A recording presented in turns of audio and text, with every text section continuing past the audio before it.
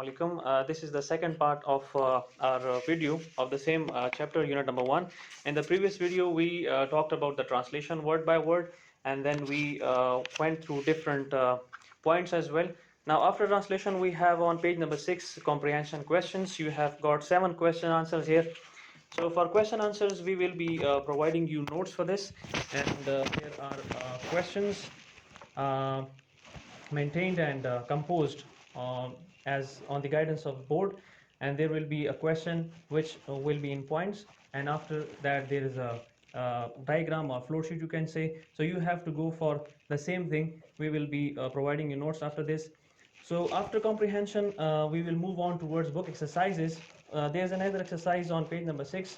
Exercise is choose the correct answer for the following statements. You can see the chart which is visible on the board. The first one is Prophet Muhammad said to Hazrat Umar, go and repay him his loan and give him 20 sa extra. In this sentence, him refers to, now there are 4 options. First one is Rabbi Zaid, second one is Abu Sufyan, third one is Hazrat Umar, and fourth one is Hazrat Usman. Now if you recall where this sentence was used in the text, while translating, I translated this sentence as well. So if you go back to second last paragraph on page number 4, second last paragraph, there you will find the answer of this statement.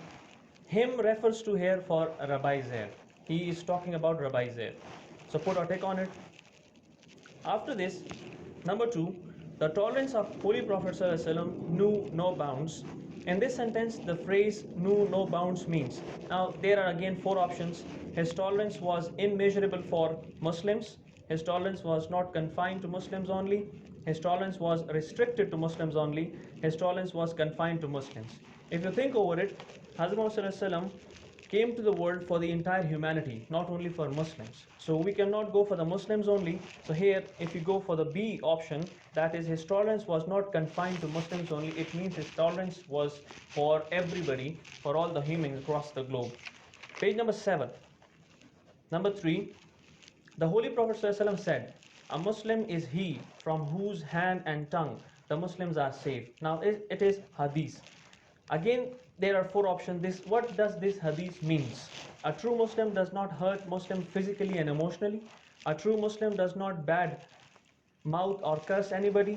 A true Muslim does not bear or injure anybody with his hands. A true Muslim does not trouble anybody mentally. There are 4 options, and if you see, 4 options are applicable to humans or to Muslims, but we have to go for the meaning of this hadith particularly. So that is option number A. A true Muslim does not hurt Muslim physically and emotionally.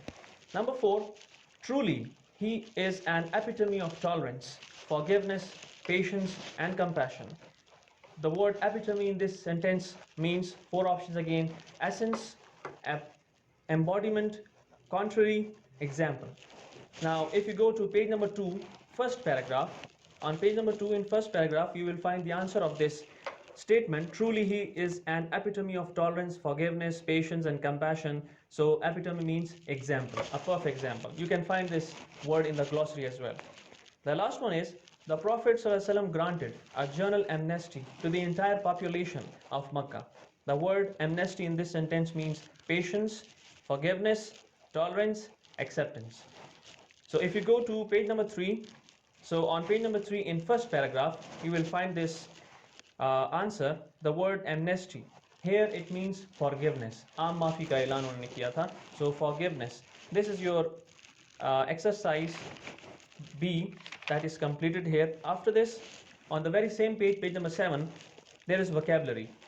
So it is said that find the meaning of the following words in the dictionary and identify the part of speech of the word through abbreviation use. So there are, if you go to the dictionary, and you will see there are abbreviations used for different parts of speech. So there are words which you have to find the meaning of those words as well, and you have to come up with the thing that which part of speech is this. The first one is frightened.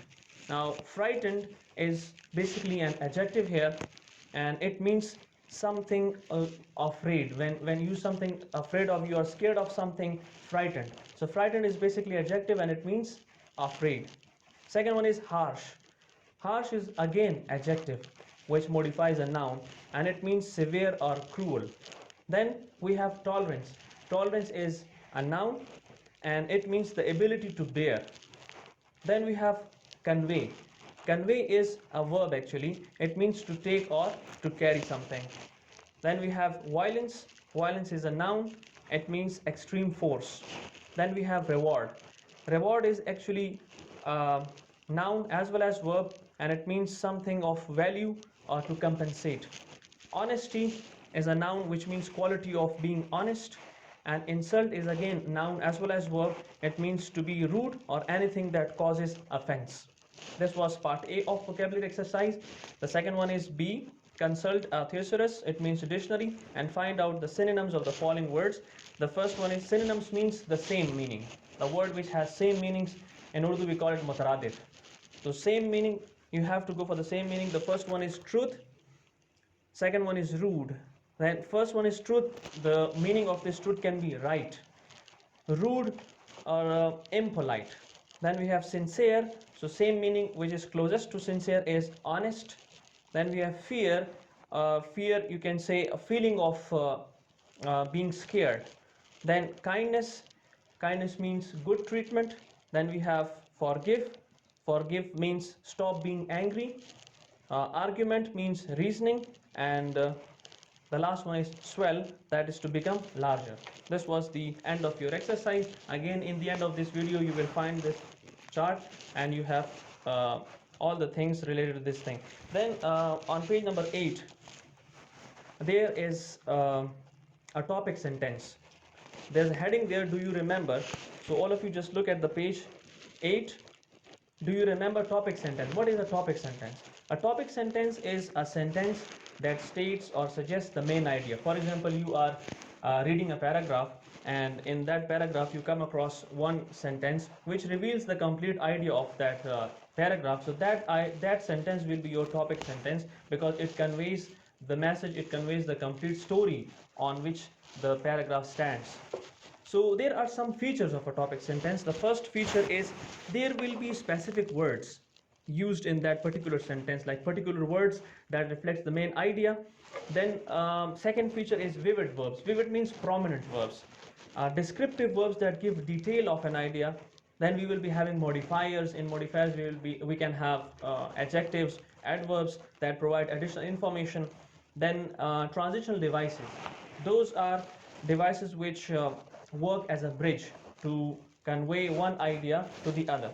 So words or phrases that help carry a thought from one sentence to another, from one idea to another, or from one paragraph to another. So these transitional devices we use normally in your application when you write an application to the principal. So when you write down all the application, in the end you say therefore. So that therefore is actually a transitional device which connects your ending of the application to the entire application.